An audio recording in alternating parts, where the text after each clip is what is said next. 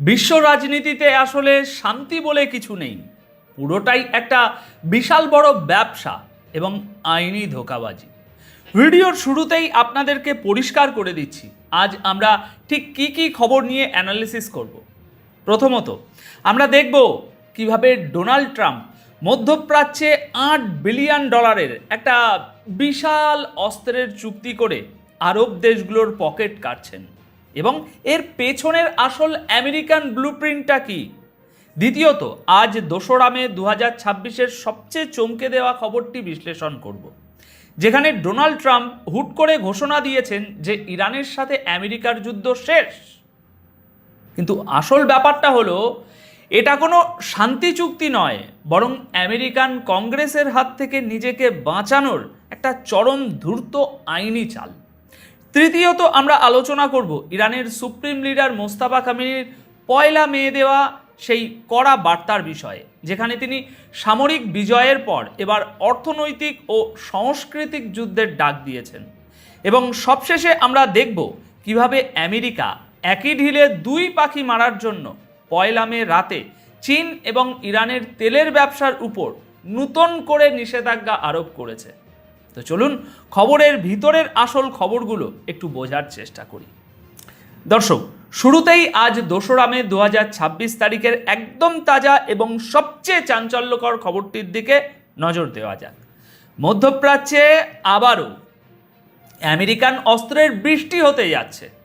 আপনি একে আমেরিকার চোখ ধাঁধানো বিজনেস পলিসি বলতে পারেন, অথবা নতুন কোনো যুদ্ধের প্রস্তুতি বলতে পারেন, কিন্তু দিন শেষে আরবদের বিলিয়ন বিলিয়ন ডলার আবারও সরাসরি ওয়াশিংটনের পকেটে ঢুকতে যাচ্ছে।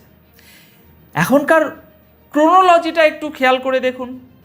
আমেরিকা প্রথমে আরব দেশগুলোকে প্রচুর দামি অস্ত্র বিক্রি করে, তারপর তারা ইরানের সাথে একটা যুদ্ধের পরিবেশ তৈরি করে। এরপর সেই আরব দেশগুলোকে বলা হয় তোমাদের আকাশসীমা এবং আমেরিকান ঘাঁটিগুলোকে বাঁচার জন্য ওই কেনা অস্ত্রগুলো ফায়ার করো। আর যখন সেই অস্ত্র ফায়ার করে শেষ হয়ে যায়, ঠিক তখনই বর্তমান মার্কিন প্রেসিডেন্ট ডোনাল্ড ট্রাম্পের প্রশাসন নতুন করে ওই একই দেশগুলোর কাছে বিলিয়ন ডলারের অস্ত্র বিক্রির প্রস্তাব নিয়ে হাজির হয়। আজ 2রা মে প্রকাশিত স্টেট ডিপার্টমেন্টের তথ্য অনুযায়ী আমেরিকা তাদের মধ্যপ্রাচ্যের মিত্রদের জন্য $8.86 বিলিয়ন বেশি মূল্যের অস্ত্র বিক্রির অনুমোদন দিয়েছে। এর মধ্যে সবচেয়ে বড় কোপটা পড়েছে কাতারের উপর। কাতারকে প্রায় $4.01 বিলিয়ন পেট্রিয়ট এয়ার এবং মিসাইল ডিফেন্স সিস্টেম রিপ্লেসমেন্ট এবং সার্ভিসের অনুমোদন দেওয়া হয়েছে। এখানেই শেষ নয়, এর পাশাপাশি $992.4 মিলিয়ন অ্যাডভান্স প্রিসিশন কিল ওয়েপন সিস্টেম দেওয়া হবে কাতারকে। অর্থাৎ শুধু কাতার থেকেই আমেরিকা প্রায় $5 বিলিয়ন কামিয়ে নিচ্ছে। অন্যদিকে কুয়েতের জন্য $250.5 মিলিয়ন একটা ইন্টিগ্রেটেড ব্যাটেল কমান্ড সিস্টেম বিক্রির সবুজ সংকেত দেওয়া হয়েছে। এমনকি ইসরায়েলেরও এই অস্ত্র সাপ্লাই বাইরে থাকছে না। ইরানের সাথে টানা 9 সপ্তাহের যুদ্ধ এবং সদ্য হওয়া যুদ্ধবিরতির মাঝেই ইসরায়েলের জন্য $992.4 মিলিয়ন প্রিসিশন কিল ওয়েপন সিস্টেম অনুমোদন করা হয়েছে। ইউনাইটেড আরব আমিরাতও $147.6 মিলিয়ন বিনিময়ে একই সিস্টেম পাচ্ছে। এখানে একটা জিনিস বুঝতে হবে দর্শক, এই বিশাল চুক্তির মূল কারিগর হলো লকহিড মার্টিনের মতো আমেরিকার জায়েন্ট সব অস্ত্র কোম্পানি। আপনি যদি একটু গভীরভাবে খোঁজ নেন যে এই কোম্পানিগুলোতে কাদের শেয়ার আছে, তাহলেই বুঝতে পারবেন যুদ্ধের মুনাফা আসলে কাদের পকেটে যায়। ইরানের সাথে যুদ্ধ শুরু হওয়ার পর 9 সপ্তাহ পেরিয়ে গেছে এবং যুদ্ধবিরতির বয়স এখনও 1 মাসও হয়নি, কিন্তু এই নতুন অস্ত্রের অর্ডার পরিষ্কার প্রমাণ করছে যে মধ্যপ্রাচ্যে শান্তি কেবলই একটা আইওয়াশ। এই অস্ত্রের সাপ্লাইয়ের আসল অর্থ হলো যে কোনো মুহূর্তে এই অঞ্চলে আবারও বড় ধরনের বিস্ফোরণ ঘটতে পারে। পশ্চিমা অস্ত্র কোম্পানিগুলোর টিকে থাকার মডেলই হলো আগে একটা সংকট বা ভয়ের পরিবেশ তৈরি করো, নিজেদের অস্ত্র ব্যবহারের জায়গা বানাও, তারপর ভয় দেখিয়ে নতুন করে মাল ওখানে ডাম্প করো। যেমনটা আমরা দেখি ওই আগে অসুখ ছড়ানো হয়, তারপর ভ্যাকসিন বিক্রি করা হয়। আমেরিকার ইসরায়েল ফার্স্ট এবং আরবদের ভয় দেখাও পলিসি মূলত তাদের এই ধ্বংসাত্মক বিজনেস মডেলিটি একটা নোংরা রূপ। এবার আসুন আজ 2রা মে 2026 তারিখের আরেকটি অত্যন্ত মজাদার এবং জটিল খবরের দিকে যাই। এই খবরটি পড়ার পর যে কারো মনে হতে পারে যে মধ্যপ্রাচ্যে হয়তো সত্যিই যুদ্ধ শেষ হয়ে গেছে, কিন্তু আমি আপনাদের এর পেছনের ডিপ্লোম্যাটিক এবং আইনি প্যাচটা বুঝিয়ে বলছি। দেখুন, ডোনাল্ড ট্রাম্প অফিসিয়ালভাবে আমেরিকান কংগ্রেসকে চিঠি দিয়ে জানিয়েছেন যে ইরানের সাথে তাদের যে সংঘাত চলছিল তা এখন টার্মিনেটেড বা আনুষ্ঠানিকভাবে শেষ। এই ঘোষণা এমন একটা সময়ে আসলো যখন পুরো মধ্যপ্রাচ্যে এখনও বারুদের গন্ধ ভাসছে। আমেরিকান নৌবাহিনী ও সেনা সদস্যরা সেখানে পাহারা রয়েছে, সামনে এইসব নতুন অস্ত্রের সাপ্লাই চলছে। তাহলে দর্শক, 2রা মে সকালে আসা এই খবরের আসল রহস্য কি? দেখুন, আমেরিকান আইন অনুযায়ী একজন প্রেসিডেন্টকে যে কোনো যুদ্ধ একটানা চালিয়ে যাওয়ার জন্য 60 দিনের মাথায় কংগ্রেসের বা পার্লামেন্টের অনুমোদন নিতে হয়। আজকে ইরানের সাথে এই সংঘাত শুরুর 63 দিন পার হয়ে গেছে, অর্থাৎ ট্রাম্পের হাতে আইনি সময়সীমা শেষ হয়ে গিয়েছিল। ট্রাম্প অত্যন্ত চালাকির সাথে যুদ্ধ শেষ বলে ঘোষণা দিয়ে মূলত কংগ্রেসে হওয়া সম্ভাব্য ভোটাভুটি এবং জবাবদিহিতা থেকে নিজেকে বাঁচিয়ে নিয়েছেন। তার প্রশাসন যুক্তি দেখাচ্ছে যে গত 7ই এপ্রিলের পর থেকে দুই পক্ষের মধ্যে কোনো বড় ধরনের সামরিক হামলা হয়নি, একে আর চলমান যুদ্ধ বলা যায় না।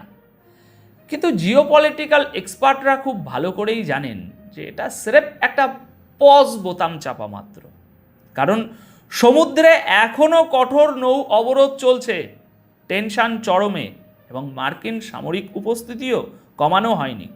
ট্রাম্প নিজেই আবার দাবি করেছেন যে তাদের অপারেশন এপিক ফিউরি ইরানের নৌ এবং বিমান বাহিনীকে ধ্বংসস্তূপে পরিণত করেছে এবং অর্থনৈতিকভাবে দুর্বল হয়ে ইরান এখন আলোচনার টেবিলে বসতে মরিয়া। কিন্তু আসল সত্যটা হলো ওয়াশিংটনের এই সিদ্ধান্ত পুরোপুরি একটা লিগ্যাল ট্র্যাপ।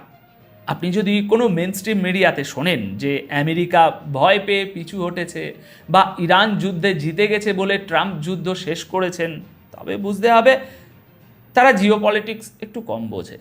ট্রাম্প যদি চাইতেন তবে তিনি কংগ্রেসের মুখোমুখি হতে পারতেন, কিন্তু তিনি এই ঝামেলায় না গিয়ে কাগজে কলমে যুদ্ধ থামিয়ে দিলেন। এখন ধরুন আগামী পরশু যদি আমেরিকা আবারও কোনো হামলা করে, তখন ট্রাম্প খুব সহজেই বলতে পারবেন যে এটা তো আগের যুদ্ধ নয়, এটা second phase of the war বা যুদ্ধের নূতন পর্যায়। তখন তিনি আবারও কংগ্রেসের অনুমতি ছাড়া 60 দিন যুদ্ধ চালানোর আইনি যে অধিকার সেটা পেয়ে যাবেন। অর্থাৎ যুদ্ধ শেষ হওয়ার এই ঘোষণা কোনো শান্তির বার্তা নয়, বরং আমেরিকান কংগ্রেসের হস্তক্ষেপ ছাড়া ট্রাম্প নিজের মর্জি মাফিক পুরো পরিস্থিতি কন্ট্রোল করার জন্যই এই মাস্টার স্ট্রোকটি খেলেছেন। এখন এই পুরো ডামাডলের মধ্যে ইরানের অবস্থা কী সেটা জানাটাও অত্যন্ত জরুরি। 1 মে ইরানের সুপ্রিম লিডার মোস্তাফা খামেনি একটি অত্যন্ত তাৎপর্যপূর্ণ বার্তা দিয়েছেন, যা আমাদের গভীরভাবে বিশ্লেষণ করা দরকার। তিনি একটি খোলা চিঠিতে ঘোষণা করেছেন যে সামরিক ময়দানে বিজয় অর্জনের পর এবার ইরানি জাতিকে অর্থনৈতিক এবং সাংস্কৃতিক যুদ্ধেও শত্রুদের পরাস্ত করতে হবে। তিনি স্পষ্টভাবে উল্লেখ করেছেন যে গত 47 বছরেরও বেশি সময় ধরে ইসলামিক রিপাবলিক অব ইরান আল্লাহর সাহায্যে দুনিয়ার বুকে তাদের সামরিক সক্ষমতার প্রমাণ দিয়েছে। এখন যেহেতু সামরিক দিক দিয়ে শত্রুরা সুবিধা করতে পারছে না, তাই তারা এখন ইরানকে ভাতে মারার এবং সাংস্কৃতিকভাবে দুর্বল করার চেষ্টা করছে। আর তাই এখন সময় এসেছে অর্থনৈতিক ও সাংস্কৃতিক জিহাদের মাধ্যমে শত্রুদের সেই ষড়যন্ত্রকেও মাটিতে মিশিয়ে দেওয়ার। দর্শক, খামেনির এই বয়ান এমন একটা সময়ে আসলো যখন ইরান একদিকে তাদের সামরিক প্রতিরোধ নিয়ে সন্তুষ্ট, কিন্তু অন্যদিকে পশ্চিমা নিষেধাজ্ঞার কারণে তাদের অভ্যন্তরীণ অর্থনীতি চরম চাপের মুখে রয়েছে। এই বার্তাটি মূলত ইরানি জনগণকে একটি দীর্ঘমেয়াদী হাইব্রিড যুদ্ধের জন্য মানসিকভাবে প্রস্তুত করার একটা চূড়ান্ত সংকেত। সামরিক যুদ্ধ হয়তো সাময়িকভাবে থেমেছে, কিন্তু অর্থনৈতিক যুদ্ধ তো এইমাত্র শুরু হলো। এটা ইরান খুব ভালোভাবেই বুঝতে পেরেছে। আর এই অর্থনৈতিক যুদ্ধের সবচেয়ে বড় প্রমাণ আমরা পেয়েছি 1 মে রাতের আরেকটি বড় ঘোষণায়। আমেরিকা এখন শুধু ইরানকে একঘরে করেই ক্ষান্ত হচ্ছে না, তারা একই সাথে চীনের অর্থনৈতিক অগ্রগতিকেও টেনে ধরার পলিসি নিয়ে মাঠে নেমেছে। আমেরিকা ইরান এবং চীনের মধ্যেকার তেলের ব্যবসা পুরোপুরি বন্ধ করার লক্ষ্যে নতুন একটা নিষেধাজ্ঞার ঘোষণা দিয়েছে। আমেরিকান ট্রেজারি ডিপার্টমেন্টের জারি করা এই নতুন নিষেধাজ্ঞার আওতায় এমন বেশ কিছু কোম্পানি, ব্যক্তি এবং কার্গো জাহাজকে টার্গেট করা হয়েছে যারা ইরানি পেট্রোলিয়াম পণ্য কেনা বেচা এবং পরিবহনের সাথে যুক্ত।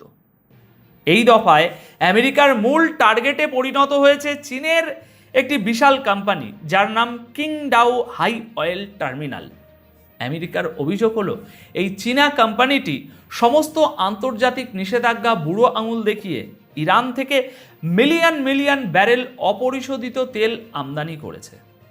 তারা অত্যন্ত সুকৌশলে জাহাজে করে মাঝ সমুদ্রে তেল ট্রান্সফার করে তেহরানের হাতে বিলিয়ন বিলিয়ন ডলার তুলে দিচ্ছে, যা আমেরিকার চক্ষুশূল হয়ে দাঁড়িয়েছে।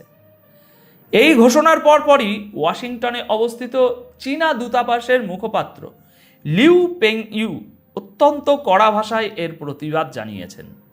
তিনি সাফ জানিয়ে দিয়েছেন যে চীন এমন কোনো একতরফা মার্কিন নিষেধাজ্ঞাকে স্বীকৃতি দেয় না যার আন্তর্জাতিক আইনে কোনো বৈধতা বা অস্তিত্ব নেই। এখানে আমাদের মনে রাখতে হবে, ইরানের তেলের উপর এই ধরনের আগ্রাসী নিষেধাজ্ঞা ডোনাল্ড ট্রাম্প তার প্রথম মেয়াদেও চাপিয়েছিলেন, আর এবার ক্ষমতায় বসে তিনি সেটাকে আবারও বহুগুণ শক্ত করেছেন।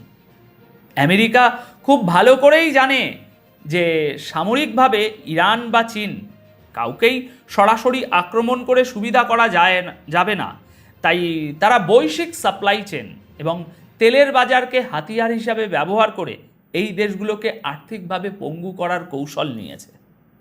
দর্শক, চীনের এই কড়া জবাব প্রমাণ করে যে আমেরিকার একচেটিয়া মোড়লগিরি মেনে নেওয়ার দিন আস্তে আস্তে শেষ হয়ে আসছে। এখন আজকের এই পুরো আলোচনা থেকে একটা বিষয় আবারও জলের মতো পরিষ্কার। মধ্যপ্রাচ্যে বা বৈশ্বিক রাজনীতিতে যে ঘটনাগুলো আমরা খালি চোখে দেখি, তার পেছনের আসল দাবার চালগুলো হয় অত্যন্ত নির্মম এবং পুরোপুরি স্বার্থকেন্দ্রিক। আমেরিকার এই বিলিয়ন ডলারের অস্ত্র ব্যবসা এবং ট্রাম্পের যুদ্ধ শেষের ওই যে আইনি ধোঁকাবাজি নিয়ে কথা বললাম, আপনাদের কি মতামত এ বিষয়ে কমেন্ট করে অবশ্যই জানাবেন। ভিডিওটি ইনফরমেটিভ